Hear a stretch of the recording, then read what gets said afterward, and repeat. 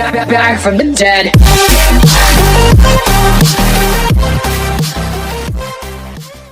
आज के इस वीडियो लेक्चर में हम बातें करने वाले हैं द्विघात समीकरण की चिन्ह योजना। द्विघात समीकरण की चिन्ह योजना, द्विघात समीकरण के चिन्ह क्या होते हैं। तो इसकी तीन कंडीशन है। पहली कंडीशन है अगर मूल काल्पनिक हों, इसकी प्रथम स्थिति है।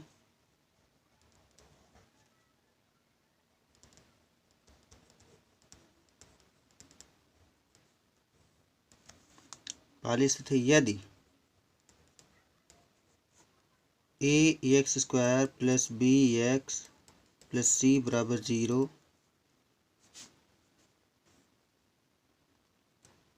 के मूल काल्पनिक हों।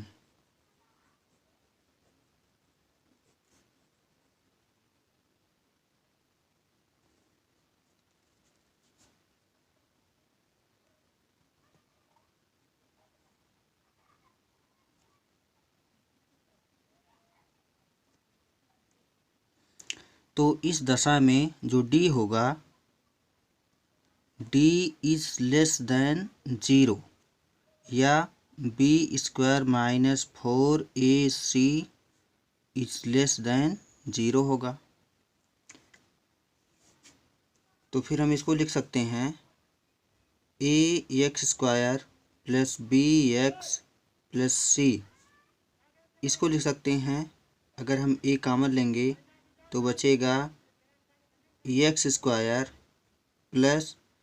b/ax + c/a। इतना बचेगा। एक कॉमन ले लिए हैं इसमें हम। अब फिर इसको हम पूर्ण वर्ग बना लेंगे तो ये हो जाएगा ax² + 2 गुणे पहला पद x गुणे दूसरा पद b/2a। इसका अगर गुणा करेंगे, इसको कैलकुलेट करेंगे तो b/ax आ जाएगा। तो हम देख रहे हैं b/2a गुणा में है, फिर हो जाएगा b/2a का होल वर्ग हम जोड़ रहे हैं। फिर इतना ही घटा देंगे, b/2a का होल वर्ग घटा देंगे प्लस c/a है ही। तो फिर यहाँ से हो जाएगा, इसको पूरे को लिख सकते हैं ax + b/2a का होल वर्ग प्लस लिख सकते हैं c/a - b²/4a²। इतना हो जाएगा। फिर आगे जब इसको हल करेंगे तो ये हो जाएगा ax + b/2a का होल वर्ग प्लस इसको कैलकुलेट करेंगे तो ये आ जाएगा 4ac - b²/4a²।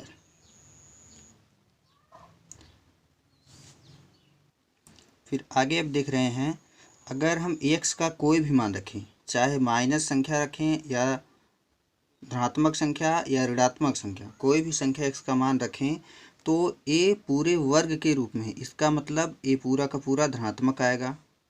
जैसे -3 का अगर वर्ग करेंगे तो यह आ जाएगा 9 और ये धनात्मक होगा। उसी प्रकार से इसमें x का कोई भी मान ऐसा रखेंगे और इसका होल वर्ग है, इसका मतलब जो a संख्या होगी क्या होगी, प्रत्येक दशा में धनात्मक होगी। ये वाली संख्या x + b/2a का होल वर्ग प्रत्येक दशा में धनात्मक होगी।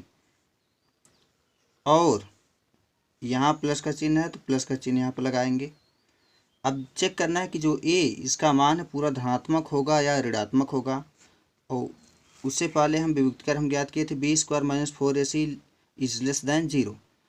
चूँकि मूल काल्पनिक है, हम पहले ही बता दिए हैं, ये जो कंडीशन है मूल काल्पनिक है, उस दशा के लिए है। तो उस दशा के लिए तो b² - 4ac > 0, तो यहाँ से हो जाएगा b² - 4ac > 0। अगर दोनों पक्षों में माइनस की गुणा करेंगे तो असमीकरण का चिन्ह बदल जाएगा। माइनस का गुणा करने का मतलब ये हो जाएगा 4a c minus b square is greater than 0। 4ac minus b square is greater than 0। इसका मतलब ये है जो 4ac माइनस बी स्क्वायर का मान अगर 0 से बड़ा है तो इसका मतलब यह एक धनात्मक संख्या है। 4ac माइनस बी स्क्वायर जो है एक धनात्मक संख्या है और 4a स्क्वायर ये भी धनात्मक है, तो इसका मतलब ये पूरी की पूरी संख्या क्या होगी, धनात्मक होगी। ये भी धनात्मक होगी, ये भी धनात्मक होगी। इसका मतलब जो इस बड़े कोष्ठक के अंदर की जितनी भी संख्या होगी तो पूरी की पूरी धनात्मक होगी।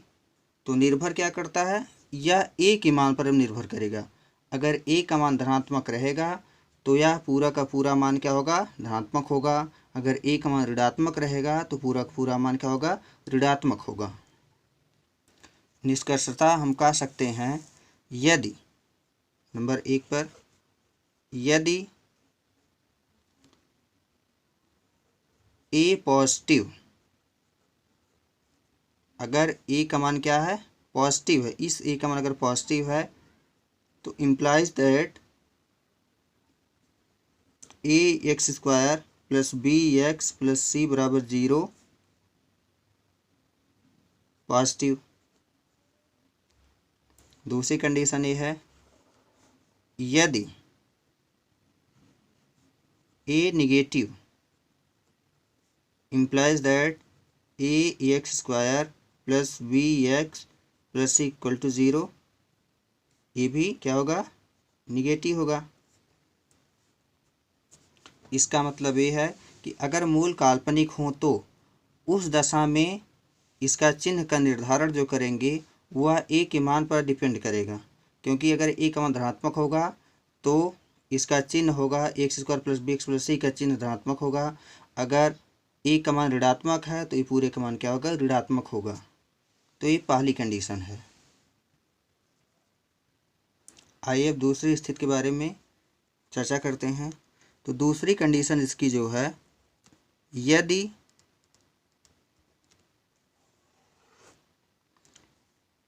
ए x square plus b x plus c बराबर 0 के मूल बराबर हों।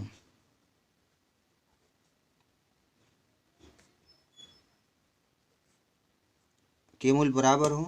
अगर मूल बराबर हैं तो उसका विभक्तिकार जो डी का मान होता है डी इज इक्वल 0, अर्थात कह सकते हैं बी स्क्वायर माइनस 4ac बराबर 0, या कह सकते हैं बी स्क्वायर बराबर 4ac। इसको स्टेप फर्स्ट मान लेते हैं। चूँकि हम जो x square plus b x plus c का जो गुणनखंड किए हैं इसका पूर्ण वर्ग रूप इस तरह से हम लिखें यहाँ पर, तो यही हम डायरेक्टली यहाँ पर लिख लेते हैं। तो a x square plus b x plus c is equal, directly यही हम यहाँ पर लिख दे रहे हैं। तो ये हो जाएगा, यही वाला रूप हम यहाँ पर लिख रहे हैं। तो ये हो जाएगा a x plus b upon 2a का होल वर्ग plus 4ac minus b square upon 4a square. तो चूँकि यहाँ पर दिया बी स्क्वायर बराबर 4ac, तो हम यहाँ पर रखेंगे बी स्क्वायर बराबर 4ac, तो 4ac कट जाएगा तो टोटल मान हो जाएगा 0 बराबर, यहाँ पर लिख सकते हैं ए कोष्ठ में x plus b upon 2a का होल वर्ग प्लस 4ac माइनस 4ac अपान 4a स्क्वायर। यहाँ पर लिख देंगे समीकरण 1 से। तो 4ac कट जाएगा, बचेगा यहाँ पर, तो यहाँ पर टोटल 0 हो जाएगा। तो इसको आगे बढ़ाकर लिख दे रहे हैं यहाँ पर, बराबर हो जाएगा a x plus b upon 2a का होल वर्ग प्लस ये तो 0 हो जाएगा। अब हम यहाँ पर देखेंगे कि जो इस सब का मान x plus b upon 2a किसी भी दशा में, प्रत्येक दशा में ये धनात्मक होगा। क्यों? क्योंकि यह पूर्ण वर्ग के रूप में है, स्क्वायर के रूप में है। एक्स का कोई भी मान इसमें रखेंगे तो पूरा का पूरा मान क्या आएगा? धनात्मक आएगा। तो अब ये तो अंदर का पूरा धनात्मक आएगा, ये हमेशा क्या आएगा? धनात्मक आएगा। तो निर्भर क्या करेगा? अब ए के मान पर निर्भर करेगा। अगर ए का मान धनात्मक होगा तो ए पूरा का पूरा मान ऋणात्मक होगा। अगर ए का मान ऋणात्मक होगा तो x square plus b x plus c, इसका मान क्या होगा? ऋणात्मक होगा। तो निष्कर्ष हम निकालते हैं। अगर ए का मान क्या है? पॉजिटिव है, तो implies that a x square plus b x plus c बराबर 0 क्या होगा? पॉजिटिव होगा। और दूसरा निष्कर्ष निकलता, अगर ए का मान क्या है? निगेटिव है। अगर ए का मान निगेटिव है तो implies that a x square plus b x plus c बराबर 0 का मान क्या होगा? ये भी निगेटिव होगा।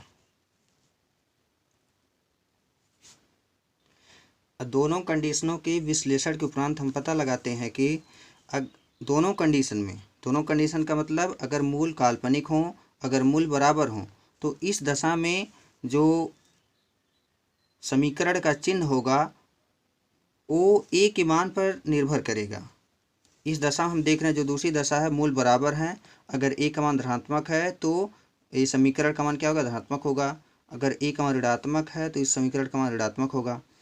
और जब मूल काल्पनिक हैं उस दशा में हम देखते हैं, मूल काल्पनिक है तो उसमें भी वही दशा है। यदि ए का मान धनात्मक है तो इस समीकरण का मान धनात्मक होगा, और यदि ए का मान ऋणात्मक है तो इस समीकरण का मान क्या होगा? ऋणात्मक होगा। अब बची है तीसरी कंडीशन। आइए तीसरी कंडीशन के बारे में पढ़ते हैं। तो तीसरी कंडीशन है, यदि a x square plus b x plus c बराबर 0 के मूल वास्तविक तथा असमान हों।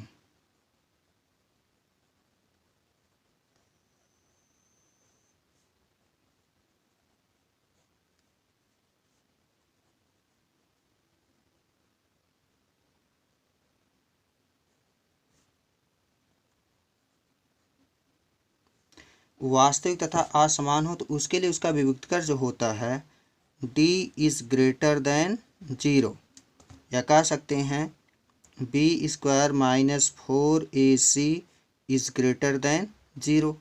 चूँकि मूल वास्तविक तथा असमान तभी होंगे जब विभक्तिकर जो होगा 0 से बड़ा होगा। तो वही चीज़ हम यहाँ पर लिख लेते हैं, a x square plus b x plus c बराबर, इसको लिख सकते हैं a x plus b upon 2a का होल वर्ग plus 4ac minus b square upon 4a square. इस चीज़ को हम पहले लिख चुके हैं, इसलिए हम डायरेक्टली यहाँ पर लिख दे रहे हैं। अब हम देखेंगे कि x plus b upon 2a वर्ग के रूप में, स्क्वायर के रूप में, इसका मतलब इसका जो मान होगा ऑलवेज क्या होगा? पॉजिटिव होगा। इसका मान ऑलवेज पॉजिटिव होगा। x plus b upon 2a का होल वर्ग, इसका मान हमेशा पॉजिटिव होगा। और प्लस अब चेक करना है इसका मान पॉजिटिव होगा या निगेटिव होगा। और अभी हम यहाँ पर किए b square minus 4ac is greater than 0। अगर हम माइनस की गुणा दोनों पक्षों में करेंगे तो इस असमीका का चिन्ह बदल जाएगा। तो इम्प्लाइज दैट इसको लिख सकते हैं 4ac minus b square is less than 0। असमीका का चिन्ह ऐसे था तो असमीका का चिन्ह बदल जाएगा। तो यहाँ पर हम देख रहे हैं 4ac माइनस बी स्क्वायर, तो ए मान जो होगा 4ac minus b square is less than 0, तो इसका मान क्या होगा? ये ऋणात्मक होगा। ये मान ऋणात्मक होगा, पूरा का मान क्या होगा? निगेटिव रहेगा। ये पॉजिटिव रहेगा, ये निगेटिव रहेगा। अब बात आती है, अगर ए भी पॉजिटिव है, ए भी पॉजिटिव है, अगर इसका भी मान पॉजिटिव आता है, इसका मान पॉजिटिव का मतलब है इसमें से इसको घटाएंगे, ये तो हमेशा पॉजिटिव रहेगा, ये हमेशा निगेटिव, ये चिन्ह इसका निगेटिव है, ऋणात्मक चिन्ह इसका है और इसका क्या है, धनात्मक चिन्ह है, और ये दोनों का जोड़ है। धनात्मक संख्या ये आएगी और ये क्या आएगी, एक ऋणात्मक संख्या आएगी। तो इसका मतलब अगर मान लेते हैं x plus b upon 2a का मान 4 आया है, यहाँ प्लस का चिन्ह है, फिर मान लेते हैं 4ac minus b square upon 4a square, ये पूरे का मान अगर मान लेते हैं आता है 3 आता है। तो चूंकि 3 धनात्मक संख्या है और इसका चिन्ह जो है ऋणात्मक है, तो यहाँ ऋण रहेगा, तो 4 में से 3 घटा देंगे तो कितना आ जाएगा, 1 आ जाएगा। 4 में से अगर हम 3 घटा देंगे तो 1 आ जाएगा, यहाँ पर ए रहेगा। अब हम देख रहे हैं एक क्या है, धनात्मक संख्या है, एक धनात्मक है, इसका मतलब ए है, ए का मान अगर धनात्मक है, ए का मान अगर धनात्मक है, धनात्मक संख्या की गुणा धनात्मक संख्या हम करेंगे तो क्या आएगा, धनात्मक आएगा। धनात्मक संख्या की गुणा धनात्मक संख्या हम करेंगे तो धनात्मक आएगा। तो इसमें दो कंडीशन निकल कर आती है। अगर मान लेते हैं तो पहली कंडीशन है इसकी,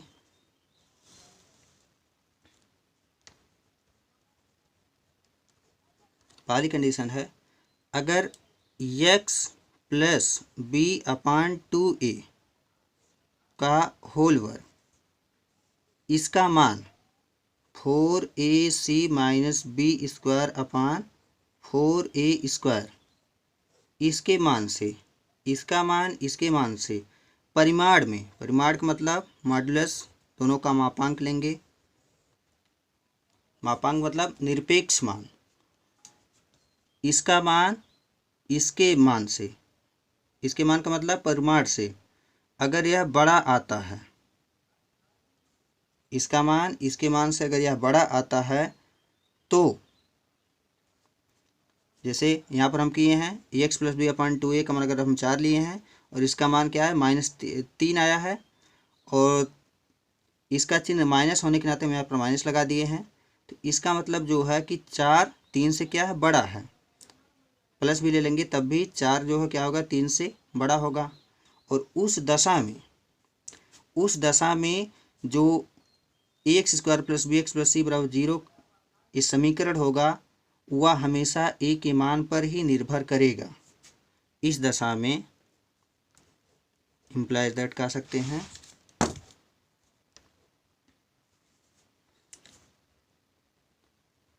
इस दशा में a x square plus b x plus c बराबर 0 का चिन्ह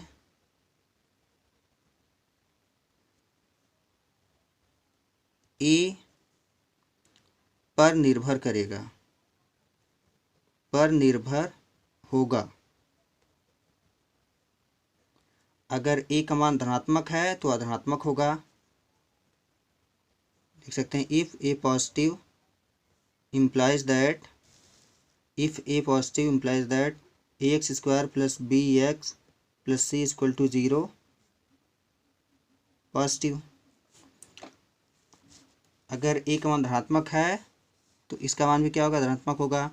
अगर ए का मान क्या है, निगेटिव है, तो इम्प्लाइज दैट कह सकते हैं a x square plus b x plus c बराबर 0 इज निगेटिव।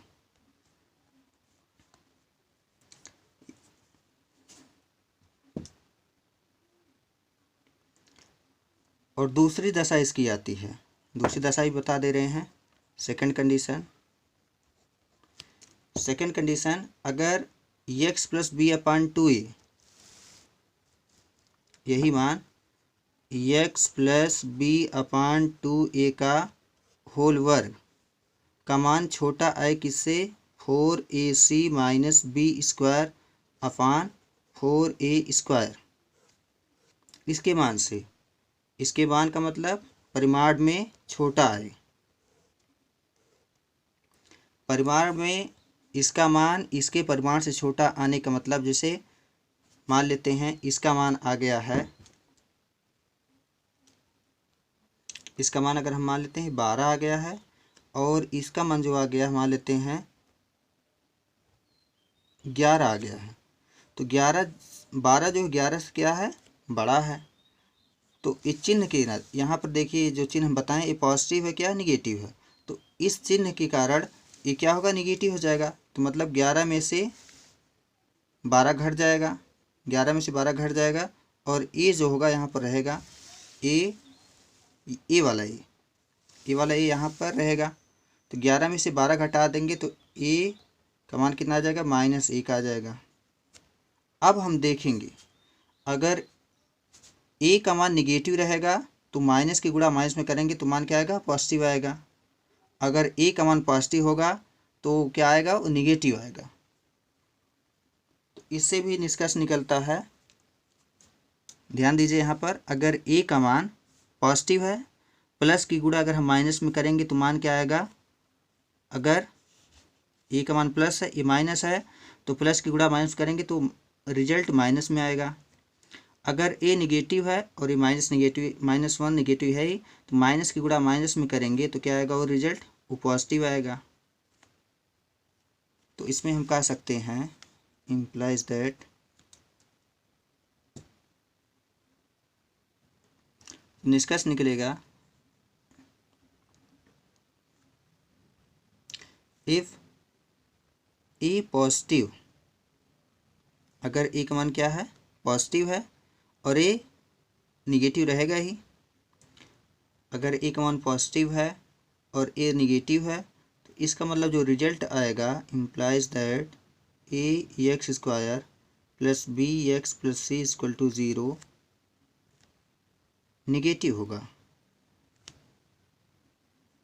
दूसरी कंडीशन, अगर a निगेटिव रहेगा तो ax² + bx + c = 0, क्योंकि माइनस की गुणा माइनस में करेंगे तो हो जाएगा प्लस होगा, तो पॉजिटिव आएगा। तो आइए इस प्रकार के प्रश्नों को उदाहरण के माध्यम से समझते हैं। तो पहला उदाहरण ऊपर लिखा गया है, x² + x + 1 = 0 के चिन्ह का निर्धारण कीजिए। अब इसके चिन्ह का निर्धारण करने के लिए सबसे पहले हमको विभक्तिकर ज्ञात करना पड़ेगा। तो विभक्तिकर हो जाएगा d = b² - 4ac। तो हो जाएगा b का मान है यहाँ पर 1 का स्क्वायर -4 गुणे a का मान 1 है गुणे c का मान 1 है। तो 1 - 4 बराबर हो जाएगा -3। हम देख रहे हैं विभक्तिकर क्या है, ऋणात्मक संख्या है। ऋणात्मक संख्या है तो इसका मतलब इम्प्लाइज दैट मूल क्या होंगे, काल्पनिक होंगे। मूल काल्पनिक हैं। अब मूल काल्पनिक हैं तो इस दशा में हम ये बताए थे पहला ही नियम, अगर मूल काल्पनिक है तो उस दशा में जो मान होगा वह ए के मान पर निर्भर करेगा। अगर ए का मान पॉजिटिव है तो इसका मान, इस समीकरण का मान पॉजिटिव होगा, अगर निगेटिव है तो निगेटिव होगा। तो हम देख रहे हैं यहाँ पर ए का मान जो दिया है 1 है, ए का मान 1 है, ए बराबर क्या है, +1 है। इम्प्लाइज दैट, क्योंकि प्लस है तो इम्प्लाइज दैट हो जाएगा x² + x + 1 = 0 का चिन्ह प्लस होगा। ये आंसर हो जाएगा। दूसरा क्वेश्चन यहाँ पर दिया है, x² + 2x + 1 के चिन्ह का निर्धारण कीजिए।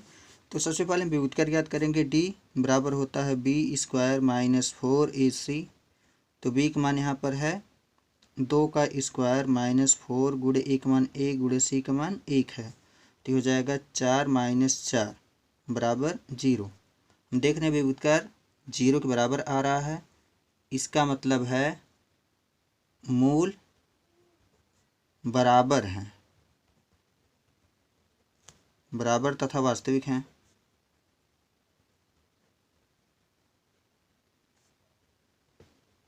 अगर मूल बराबर तथा वास्तविक हैं, इस दशा में भी हमने बताया था, यदि मूल बराबर हों तो इस दशा में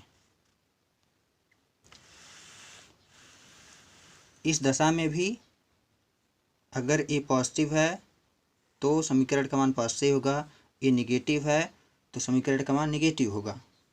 तो इसके माध्यम से करेंगे। अब हम देख रहे हैं ए का मान यहाँ पर जो दिया है 1 है, ए बराबर क्या है 1 है, ए पॉजिटिव है, तो इम्प्लाइज दैट हो जाएगा x square plus 2x plus 1 बराबर 0 के मूल का चिन्ह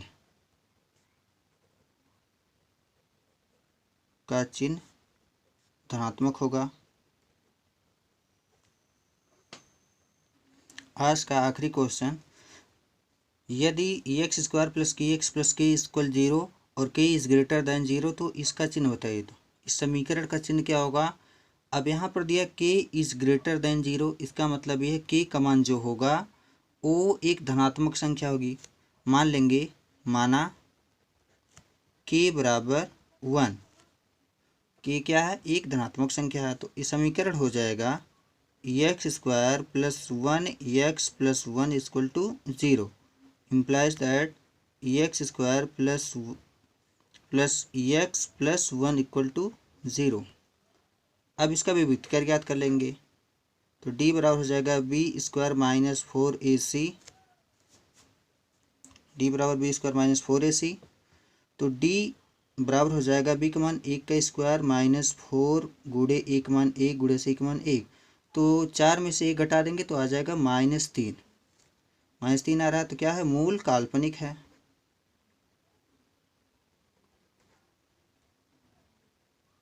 अब मूल काल्पनिक है तो यह ए के मान पर निर्भर करेगा। हम देख रहे हैं ए का मान क्या है 1 है, ए बराबर चूँकि ए बराबर प्लस 1 है इसलिए एक्स स्क्वायर प्लस के एक्स प्लस के बराबर 0 का मान जो होगा पॉजिटिव होगा। अब प्रश्न उठता है इसमें कि अगर के का ऐसा मान रख दें कि मूल बराबर हो जाए, अगर के का मान हम 4 रख देंगे तो मूल बराबर हो जाएंगे, तो हो जाएगा समीकरण। अगर के का मान हम 4 रखेंगे, ये तो आंसर यहीं पर है लेकिन थोड़ा सा और डिस्कशन कर लेते हैं। यदि के बराबर 4, के बराबर 4 रखेंगे तो हो जाएगा x square plus 4x plus 4 बराबर 0। तो हम देख रहे हैं इसका व्युत्क्रम ज्ञात करेंगे, डी बराबर हो जाएगा 4 के स्क्वायर माइनस 4 गुणे 1 गुणे 4 हो जाएगा, तो हो जाएगा 16 माइनस 16 बराबर 0 हो जाएगा। इस दशा में हम देख रहे हैं क्या मूल बराबर हैं, मूल बराबर हैं। अब मूल बराबर हैं इसके लिए भी हमने बताया था कि मूल बराबर हैं तो उसका मान भी ए के मान पर निर्भर करेगा। हम देख रहे हैं ए का मान प्लस है, ए का मान क्या है +1 है, तो implies that x square plus के एक्स प्लस के बराबर 0 का मान क्या होगा पॉजिटिव होगा। अब एक क्वेश्चन और यहाँ से उठता है,